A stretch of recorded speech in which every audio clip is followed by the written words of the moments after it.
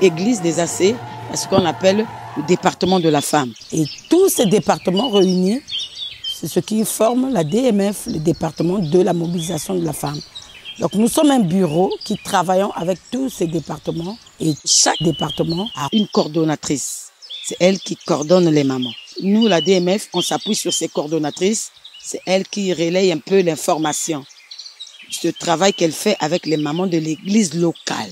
Le département de la mobilisation de la femme au niveau de Pointe-Noire n'est pas né aujourd'hui. C'est un bébé qui a marché, qui a même commencé à courir. Et son bureau a même été renouvelé. C'est ce bureau qui nous a tous conviés ici.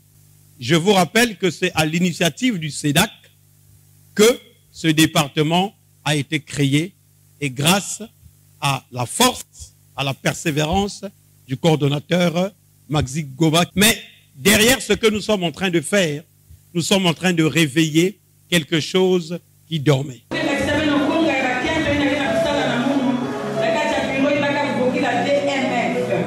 département de la mobilisation de la femme. Je suis la sœur Sandra Boubal et je suis la secrétaire chargée au protocole et à l'administration. Maman Irène Toumi, peut charger la prière dans l'intercession. Bonjour, je suis la sœur Mortiniera Magalires. Je suis chargée à la question de la jeune sœur. Je suis la sœur Kanabembe Chantal. Je suis trésorière. Je suis la sœur Rita Tiali, chargée à l'évangélisation et de suivi des âmes. Je suis la sœur Audrey Atipo. Je suis chargée de l'assistance et de l'unité de production. Maman Patricia Pongo, financière. Pour le moment, nous voulons voir des femmes matures parce que le travail est quand même énorme. Ça demande beaucoup de disponibilité, beaucoup d'engouement. Et nous pensons que la jeune fille, pour le moment, on peut l'épargner de ça.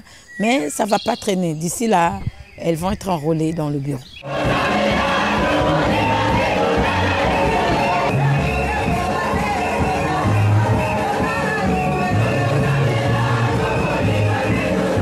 Au niveau national, nous ne faisons pas encore un travail ensemble.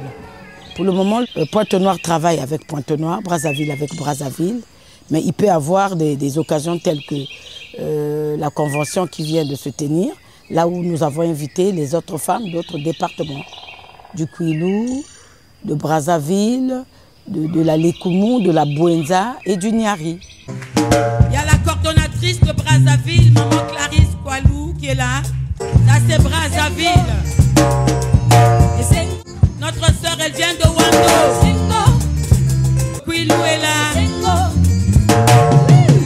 Nos mamans viennent droit du Kwilu. Est-ce que le Niari est le Niari? Nos mamans viennent droit du Niari.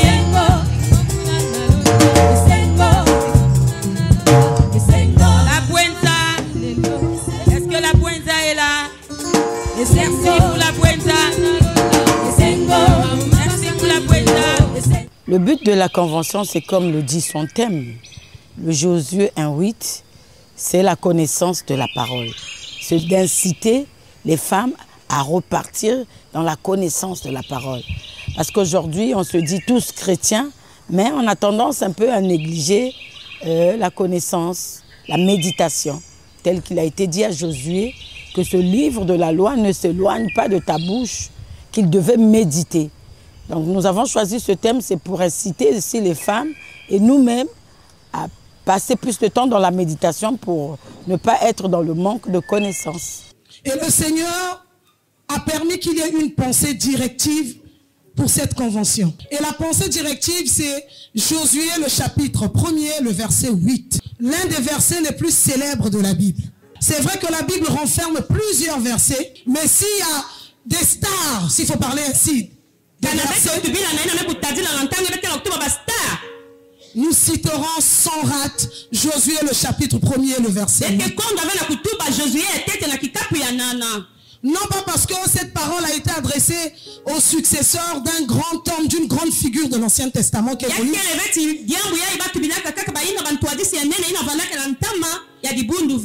mais parce qu'elle renferme le pilier de la foi. La matinée du vendredi 28 octobre, nous avons eu des ateliers le matin, La matinée du 29 octobre aussi, le samedi, il y a eu un deuxième atelier. Le dimanche, il n'y a pas eu d'atelier parce que le dimanche, toutes les femmes vont d'abord dans leurs églises.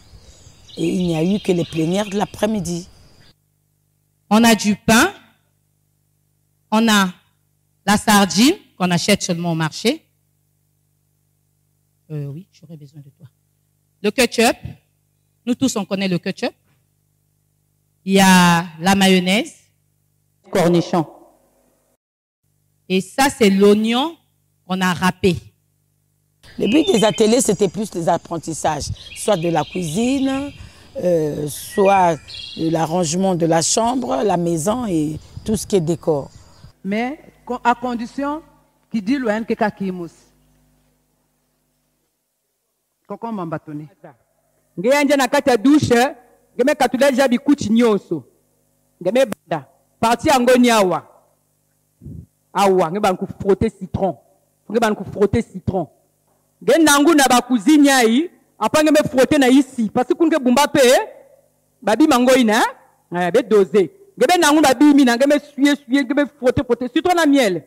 Pendant les 3 jours, oui, les objectifs étaient atteints. Ça s'est bien passé. Les impressions ne peuvent que être bonnes parce que nous voyons un peu ce que ce rassemblement de femmes est en train de donner à toutes les femmes de la localité. C'est une très bonne chose parce qu'il n'y a pas que les femmes des assemblées chrétiennes qui bénéficient des grâces qui coulent en ces lieux, mais c'est toutes les femmes de Pointe-Noire qui ont été invitées pour participer à ces cérémonies. Et ce qui se dit, c'est vraiment profitable pour le bien de toutes les femmes de la localité de Pointe-Noire. Pour nous, ce sont des bonnes choses, des bonnes journées qui vont permettre que les femmes puissent s'épanouir. Et les femmes puissent aller de l'avant et les femmes puissent changer de mentalité. Après 3 jours de convention, j'avoue que c'est de l'émotion. C'est vraiment beaucoup d'émotion parce que ce qui s'est passé durant ces 3 journées, c'est extraordinaire. Il n'y a que Dieu qui est capable de faire ce genre d'œuvre. C'est vraiment la joie de voir que une grande mobilisation des femmes, la motivation des femmes. Et donc, à Dieu toute la gloire. Bon, mes impressions, elles sont bonnes. Maintenant, le reste, c'est sur le terrain que ça va se passer. Hein. Il faudrait que les femmes mettent en pratique ce qu'elles ont appris pendant les 3 jours.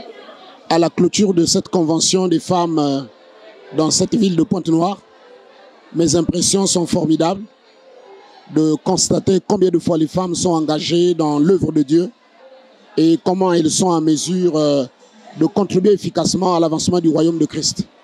Mais la participation, elle n'a pas été effective. Parce que nous avons vu les églises, hein, c'était des représentations. Il y a des églises où il y avait 10 membres, 5 membres, 4 membres. C'est vrai que quand on fait le dénombrement, on peut dire qu'on était à 500 et quelques. C'est beaucoup, mais ce n'est pas le nombre exact des femmes de la localité de Pointe-Noire. Nous continuons l'église de la raffinerie. La raffinerie, est-ce qu'elles sont là?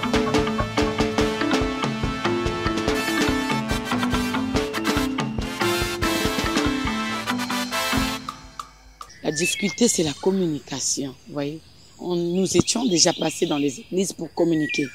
Mais il s'avère qu'il arrivait un moment où il y a des églises qui disent toujours que nous n'avons pas reçu l'information. Vous avez vu la participation? Il y a des églises qui ont l'information, mais qui n'envoient que 3 personnes, 4 personnes. C'est là la grande difficulté. Donc, nous, on voulait que toutes ces femmes-là viennent vers nous pour qu'elles soient enseignées.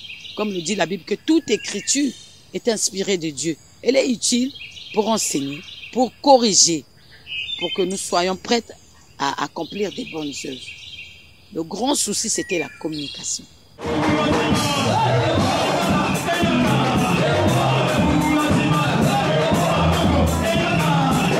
Si ça ne dépendait que de nous, même tous les 3 mois, nous allons mettre le feu. Parce qu'il faut qu'un feu s'allume pour que la femme congolaise, qu'elle soit une femme de prière, une femme qui rentre dans la connaissance de la parole et qui va commencer à proclamer, à faire des signes, des prodiges et des miracles, parce qu'elle sera une femme qui connaît son Dieu. La notion d'obéissance à la parole de Dieu, bien sûr, est donc lié à la liberté. Hein? Dieu ne force personne. Il fait connaître sa parole et il nous conseille d'obéir.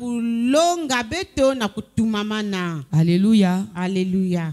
Quand les femmes se lèvent, il faut savoir que dans cette dynamique-là, il y a un feu spécial. Et il faut que donner la possibilité à toutes ces femmes de saisir cette façon de faire pour avancer. Vous savez que dans n'importe quelle structure, il y a des gens qui comprennent vite, il y a des gens qui comprennent doucement, il y a des gens qui ne comprennent pas. D'autres font des efforts pour ne pas comprendre. Mais il faut savoir marcher, il faut savoir aller pour permettre que le feu obtenu par exemple pendant ces assises ne puisse pas s'éteindre, puisse se développer, puisse croître, afin que les femmes aillent de l'avant. Cela puisse vraiment embraser donc non seulement les femmes de Pointe-Noire, mais des autres localités, pourquoi pas pour le Congo.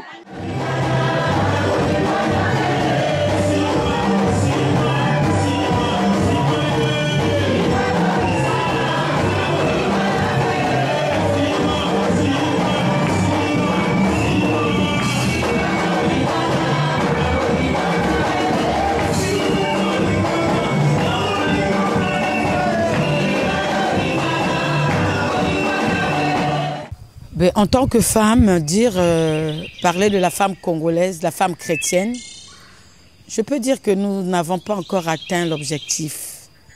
Nous sommes encore un peu distraites, nous ne sommes pas bien debout. Mais qu'à cela ne tienne, nous sommes déjà en plein mouvement. Dans l'avenir, je crois que les choses vont changer. Ça vient. Les femmes, quand on leur donne la possibilité, elles savent ce qu'il faut faire. Face donc à ces enjeux, la définition est que il faut que les femmes, telles que la Bible dit que la femme est l'aide semblable. Donc une personne qui doit venir donner le courage, la force, la détermination pour que les choses vraiment puissent fonctionner. Oui, à Pointe-Noire, nous avons une femme pasteur, la femme du pasteur Dadie Binsambila, qui est pasteur Charlie Binsambila. Dans les assemblées chrétiennes du Congo, la femme a sa place. Elle n'est pas mise à l'écart pour dire que la femme ne peut pas prêcher, la femme ne peut pas faire telle ou telle chose dans le domaine spirituel, non. Bien aimés, nous avons été créés pour pratiquer les bonnes œuvres. Et ce n'est pas un hasard que tu te retrouves dans cette famille ou dans cette église, dans ce lieu de service ou même dans ce marché.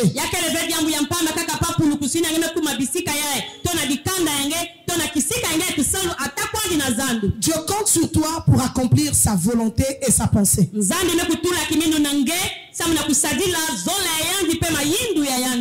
pourquoi la Bible nous révèle que lorsque le jour de la Pentecôte, alors que le Saint-Esprit est descendu, les femmes étaient parmi les 120. Comme Dieu aime la femme, cette femme qui viendra vers Dieu, c'est celle qui va vivre les promesses de Dieu. Mais si elle est à l'écart, elle ne pourra pas vivre parce que l'ennemi, comme le dit la Bible, l'ennemi qui rôde cherchera à ce qu'elle ne puisse pas connaître. Elle va l'empêcher à connaître Dieu pour qu'elle ne soit pas émancipée spirituellement, pour qu'elle ne vive pas ses promesses. Mais si elle cherche Dieu, elle va le rencontrer, comme le dit la Bible. Vous me chercherez, vous me trouverez, si vous me cherchez de tout votre cœur. Donc il y en a qui ne cherchent pas parce qu'elles sont distraites. Et nous les mamans, nous avons reçu cette recommandation de les attirer, de les chercher, de les emmener vers Christ pour qu'elles se disent « Ah, j'ai perdu du temps à faire telle et telle chose. Heureusement que j'ai été rattrapée, mais attends. » Parce qu'il peut arriver que quand on te rattrape, mais tard. Abraham, Élie, tous ces héros de la foi, le Saint-Esprit était ici. Mais aujourd'hui, quelqu'un Patricia sur moi. Est-ce que tu vois? Maintenant, Élie va nous blâmer ce soir. Tout bien que vous qui avez le Saint-Esprit en vous, je n'entends pas le bruit des signes de prodiges et des miracles. Élisée va nous blâmer. L'apôtre Paul, lui, il avait le Saint-Esprit dedans. Cela en vécu. Mais les autres, s'ils étaient là ce soir, quand on voit l'image d'Élie, en train de monter sur un char de feu. Aujourd'hui, si toi et moi on meurt, c'est une vie doulou. Après 3 ans d'exercice, que les femmes commencent vraiment à méditer la parole, à la pratiquer, qu'elles vivent un changement.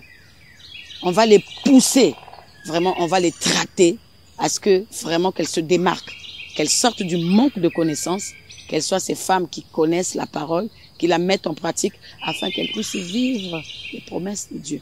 Nous qui sommes l'Église et même le corps de Christ, qu'on organise des événements et que ça se limite à une communauté ou à une église. Mon souhait le plus ardent, c'est de voir les femmes défiler pour recevoir les grâces de la part du Seigneur. Que les grâces coulent pour l'église tout entière, l'église de Christ. La perspective d'avenir, c'est de continuer à marteler sur la connaissance de la parole toujours. D'ici là, nous allons encore faire des descentes avec des mini-séminaires dans les départements pour continuer à susciter les femmes à aimer la méditation. Il faut que ça continue. Parce que nous voulons atteindre un objectif, comme on le disait au Congo, l'objectif qui disait autosuffisance alimentaire d'ici à l'an 2000. Nous aussi, on veut atteindre cet objectif, autosuffisance de connaissance de la parole d'ici l'avènement de Christ. Perspective d'avenir pour la localité de Pointe-Noire, nous verrons d'ici l'année 2023 de quelle manière nous allons travailler ensemble pour booster davantage ces femmes, n'est-ce pas, dans leur marche avec le Seigneur dans cette ville de Pointe-Noire. Mais le département de la femme, on l'a choisi aussi comme premier département au niveau des AC pour pouvoir tracter département des jeunes, créé en 2023 si Dieu le veut, le département des couples qui viendra peut-être en 2024 si Dieu le veut. En tout cas, c'est vous qui commencez la jeunesse de l'affaire.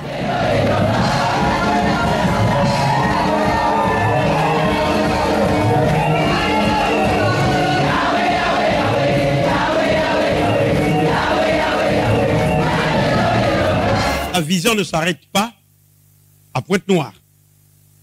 Il faut que toutes les localités de notre pays aient le département, celui qui nous a invités ici. Brazzaville a déjà son département. Et nous avons fait exprès d'inviter les autres mamans qui sont venues de la Bouenza, de la Lekumu, du Niari, du Kwilu, de Brazzaville bien sûr, pour venir prendre part afin qu'ensemble nous puissions organiser cette affaire. Les mamans savent que tout commence avec elles. Au commencement, il avait fallu qu'il ait une femme pour qu'il y ait un homme. Alléluia. Voilà. Et donc, nous commençons Pointe-Noire, nous irons jusqu'à Brazzaville et ailleurs.